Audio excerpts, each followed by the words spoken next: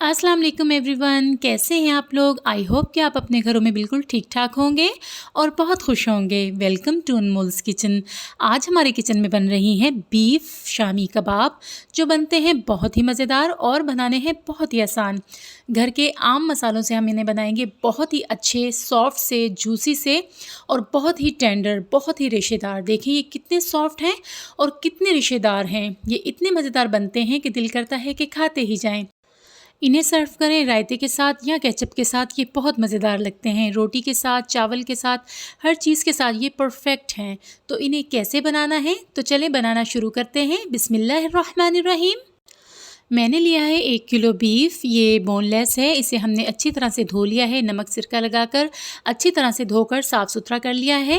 और मैंने ली है आधा किलो चने की दाल, जिसे साफ़ करके हमने धोकर अच्छा सा जो है बाउल में डाल लिया है। अब इसे पकाने की तैयारी करते हैं।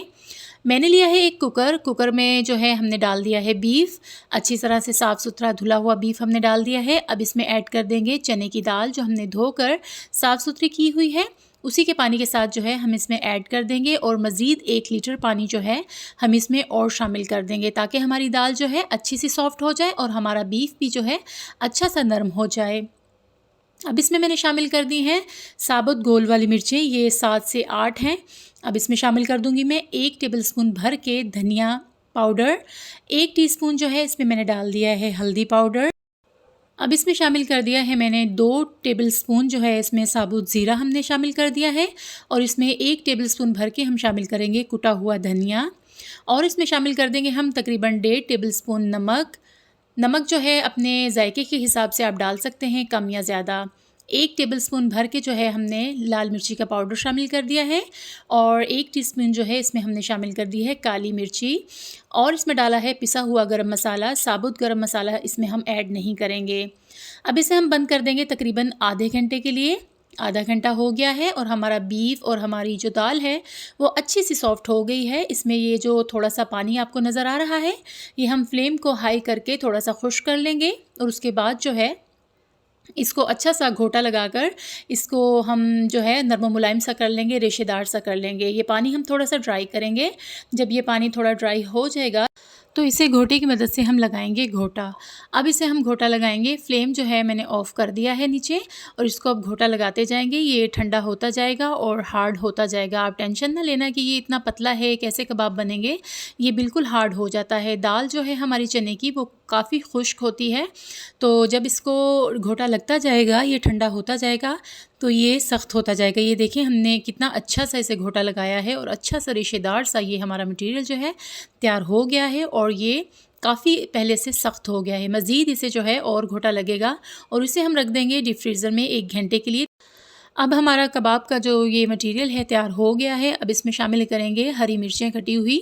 ये मैंने बीज निकाल कर इसके साफ़ कर लिए थे। ये 4 हरी मिर्चें हैं जो मैंने बारीक बारीक काट कर इसमें डाल ली हैं। अगर आप स्किप करना चाहें तो आप कर सकते हैं। और इसमें डालेंगे सब्ज़ धनिया। ये भी हमने काट के जो है कर लिया है, ये इसमें शामिल कर देंगे और इसको अच्छा सा हम मिक्स कर लेंगे और इसे निकालेंगे एक बर्तन में और डीप फ्रीज़र में रख देंगे 1 घंटे के लिए।